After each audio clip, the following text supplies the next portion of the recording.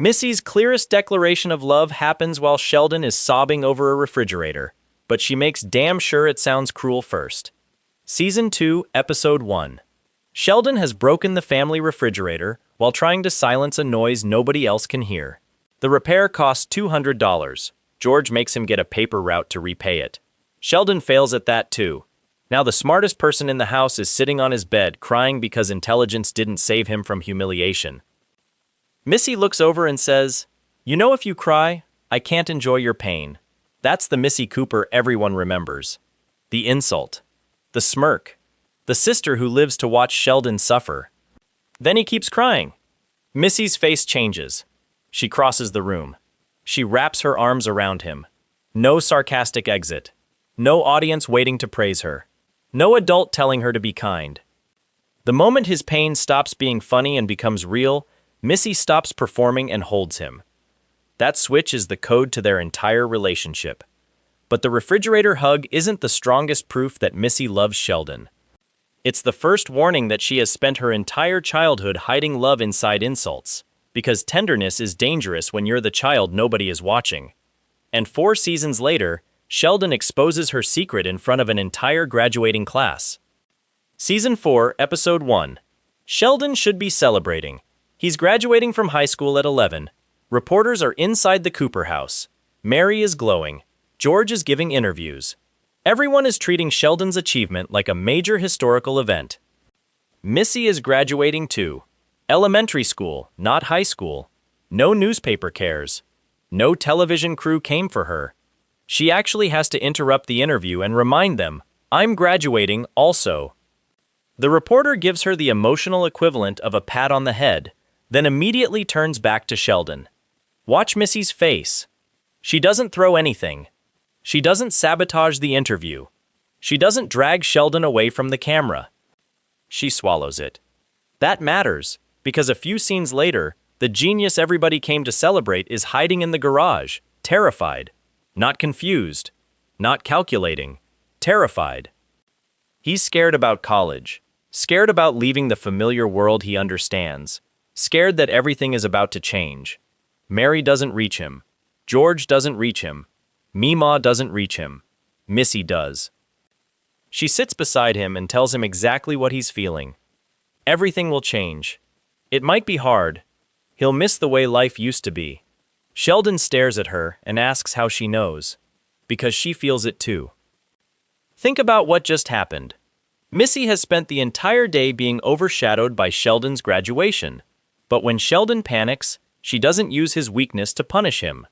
She reaches into her own fear and hands him the words he cannot find. Then she gives him the sentence that changes his entire graduation speech. "I guess be scared and do it anyway." People constantly misremember this scene. They remember Missy delivering some polished, inspirational speech. She doesn't. She says it like Missy. Rough. Almost annoyed. Like courage is something obvious Sheldon should have figured out already.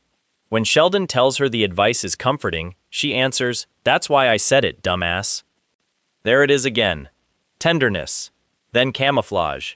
She has to insult him immediately after helping him, because letting Sheldon see how much she cares would leave her completely exposed. But Sheldon doesn't let the moment disappear.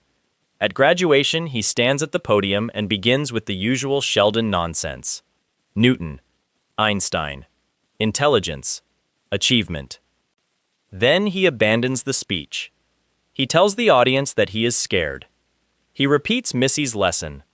Then he looks directly at his twin sister and says he hopes the other graduates can be as brave as his twin sister.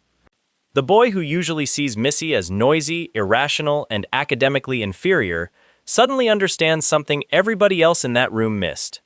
Missy is the brave one. Not because she isn't afraid. Because she is afraid, she is overlooked, she is hurt, but she still gives him what he needs.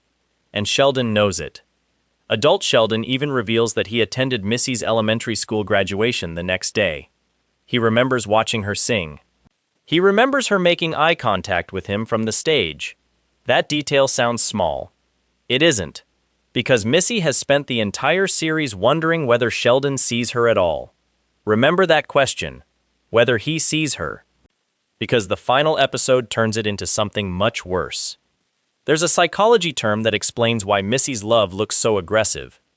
A glass child is the sibling who becomes easy to look through because another child's needs consume most of the family's attention.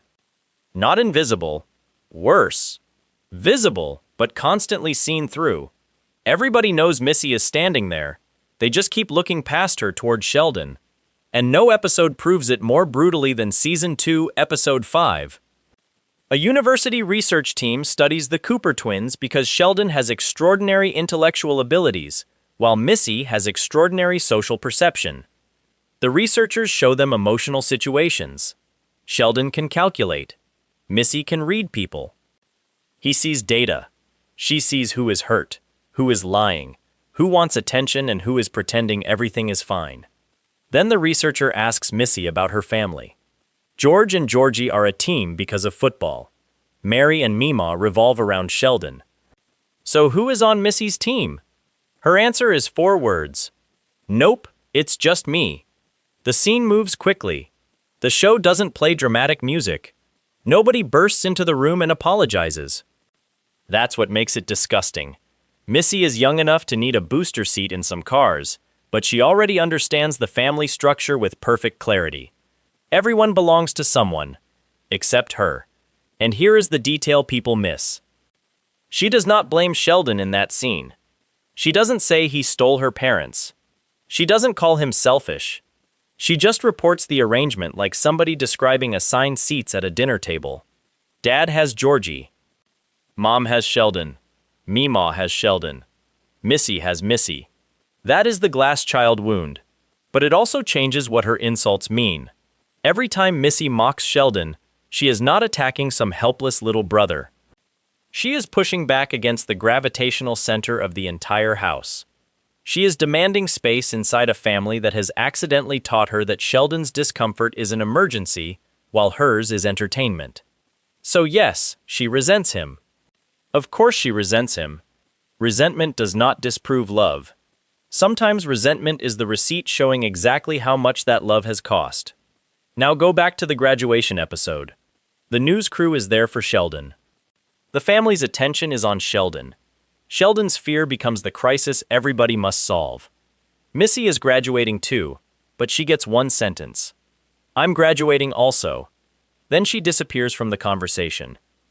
That is the same family pattern from the research study, only now it is happening on camera. The difference is what Missy does next. She could let Sheldon drown in his fear. She could enjoy watching the golden child finally fail at something. Instead, she tells him she feels the same fear. That is not generic kindness. She is giving emotional support to the person whose needs have repeatedly pushed hers into the background. She is using the wound he helped create to stop him from feeling alone. And Sheldon turns her words into the emotional center of his speech. The family sees Sheldon's accomplishment. Sheldon sees Missy's courage.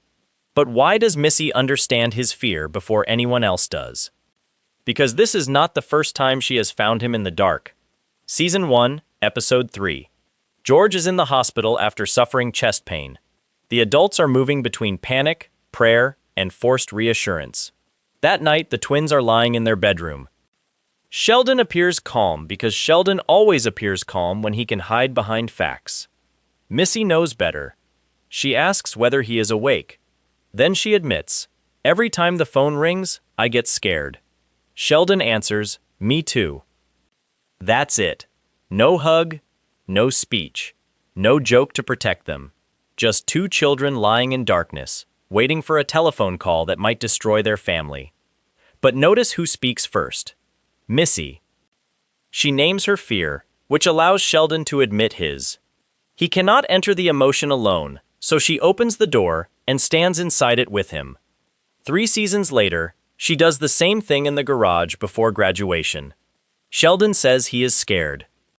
Missy says she is scared too. That is her pattern. She doesn't make his fear disappear. She makes sure he isn't the only person feeling it. But what happens when Sheldon's fear is mixed with shame? That's when the refrigerator scene stops being funny. Strip the joke away. A child breaks an appliance because a sound is overwhelming him. His father tells him he must repay the family. He takes a job designed for somebody older. He falls. He fails. He loses money. Then he cries in front of the sister who has spent years waiting to see him knocked off his pedestal. Missy finally gets what she is supposed to want. Sheldon is helpless. Sheldon is embarrassed. Sheldon is no longer the special one. But she cannot enjoy it. That is why the hug matters. Anybody can love Sheldon while he is winning awards. Mary does. Teachers do. University professors do. Missy loves him at the precise moment when being Sheldon has stopped working. No achievement. No clever answer. Nothing impressive. Just her twin brother crying on a bed. And she holds him. Then the show hides the moment under another joke because that is how the Cooper family survives unbearable feelings. They turn them sideways. Missy turns love into mockery. George turns fear into anger. Mary turns panic into religion. Sheldon turns grief into information.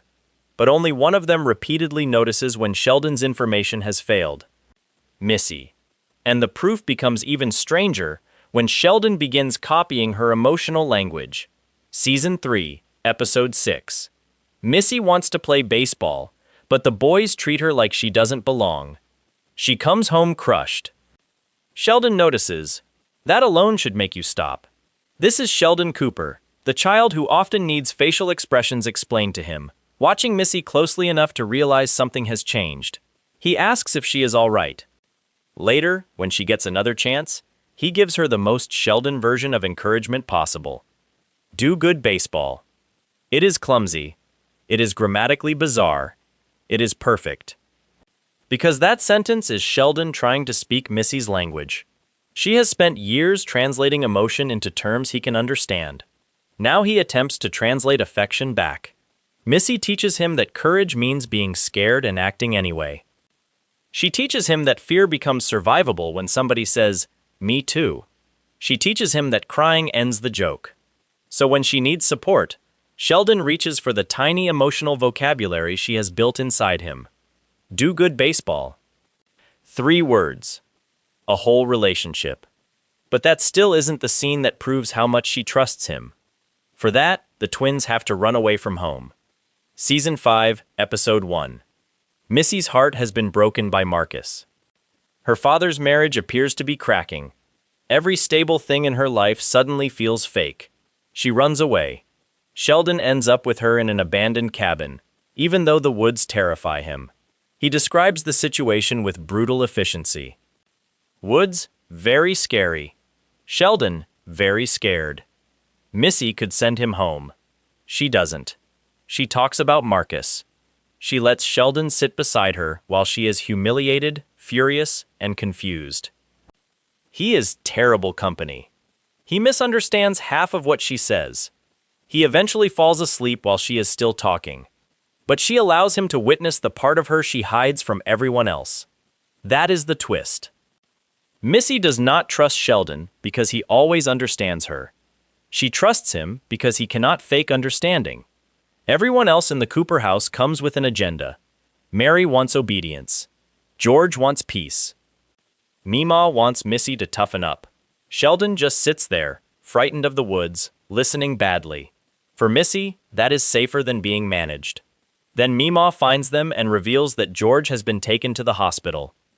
Missy's first reaction is relief, then guilt. She worries her behavior caused his heart attack. Sheldon immediately shares the blame. He points out that he also ran away. He could protect himself with logic. Instead, he steps into the guilt with her. Again, the twins do not remove each other's pain. They divide it. That is what they have been doing since the hospital phone call in Season 1. Fear divided by 2. Shame divided by 2. Guilt divided by 2. But here is where the story turns ugly. Adult Sheldon later claims this relationship barely existed.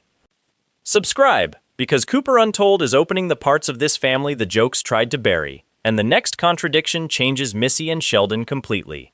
The Big Bang Theory, Season 1, Episode 15.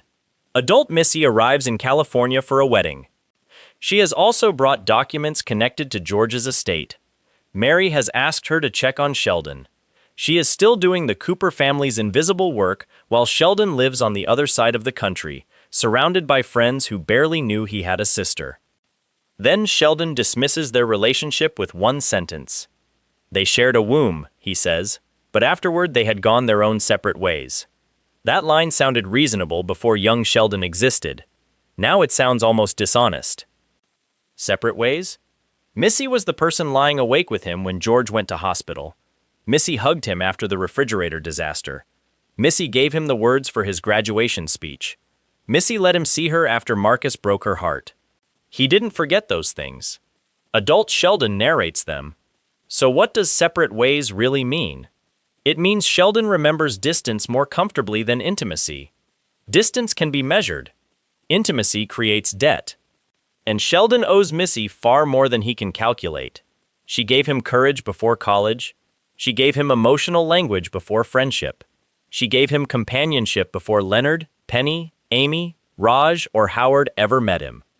But Sheldon's adult version of the story reduces 9 months in the womb and an entire childhood to one clinical sentence. That is exactly how the glass child disappears.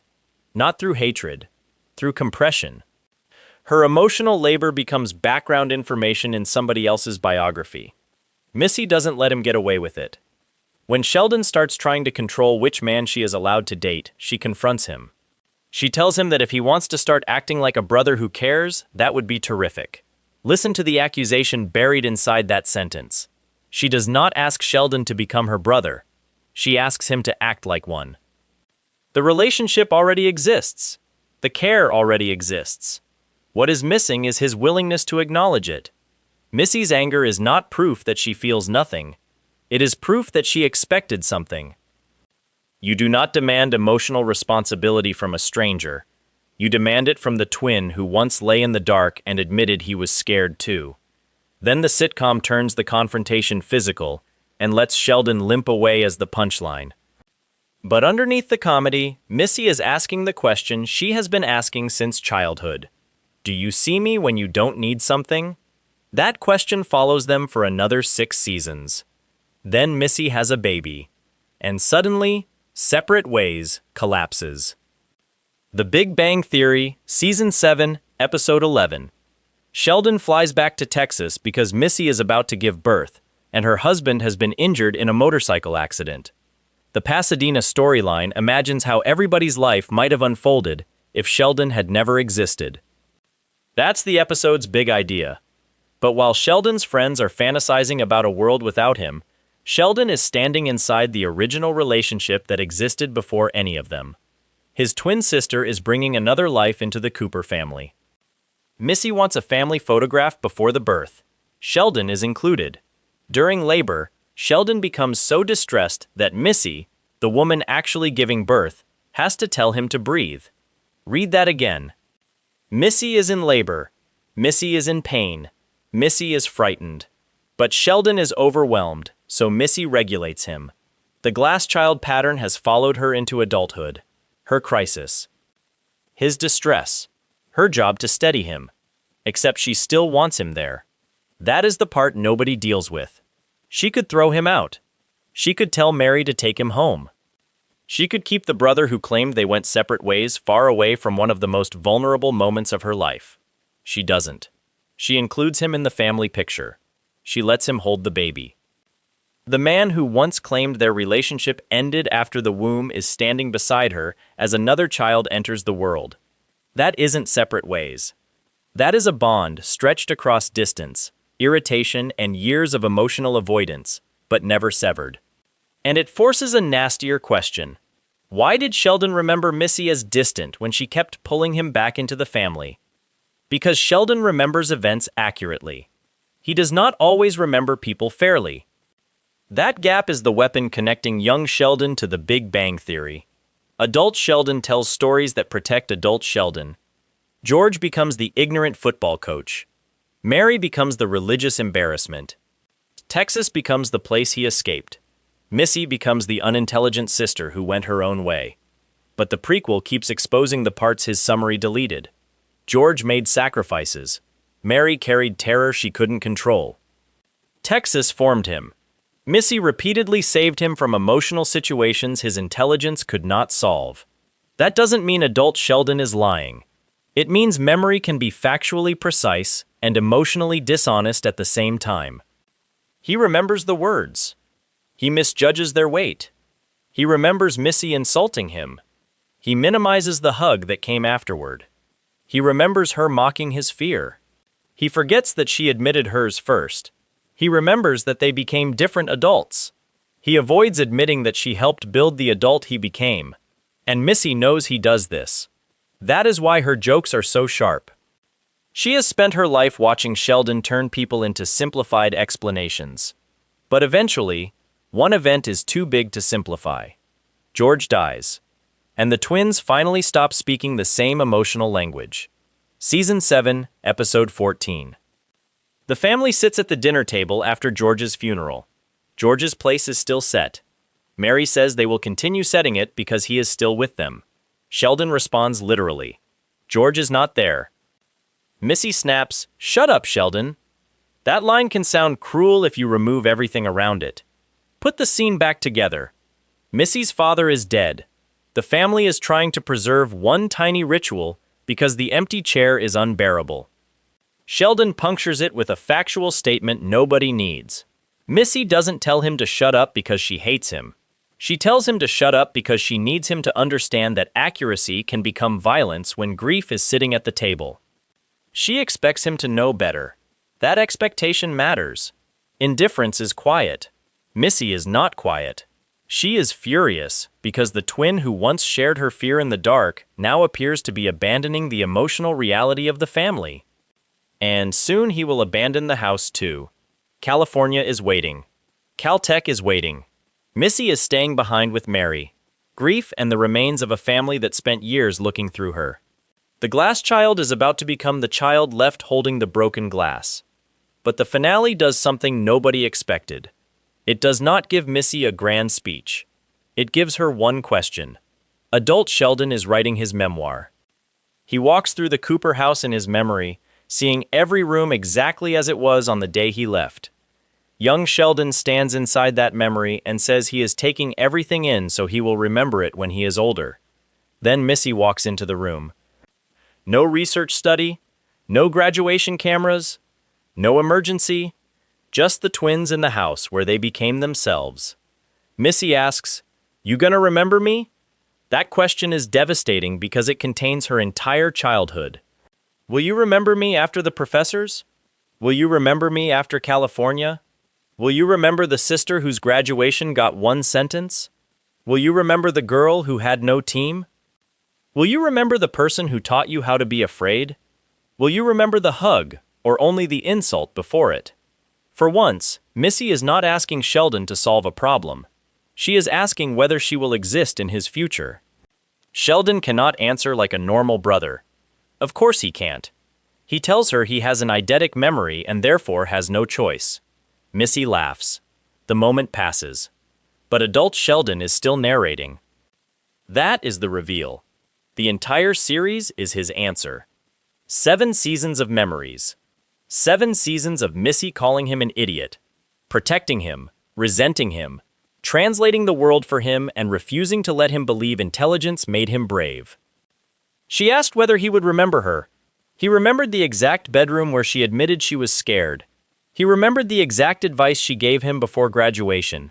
He remembered her eye contact from the elementary school stage. He remembered the refrigerator hug. He remembered the baseball game. He remembered the cabin. He remembered the empty chair after George died. Sheldon could not say, "Yes, Missy, you matter to me." So he did the most Sheldon Cooper thing imaginable. He turned his answer into a memoir. That is why Missy's love was never proved by her being nice to Sheldon. Nice would have been easy. Missy loved him while knowing exactly how difficult he was. She loved him while her parents overlooked her. She loved him while reporters ignored her graduation. She loved him without worshiping him, obeying him, or pretending he didn't make her furious. She didn't protect Sheldon from embarrassment. She protected him from being alone. And underneath every insult was the same message she gave him in the dark, in the garage and beside the broken refrigerator. I'm still here. Put the scene that changed your mind in the comments, because Cooper Untold isn't closing this family's file yet. Missy asks Sheldon to remember her. 7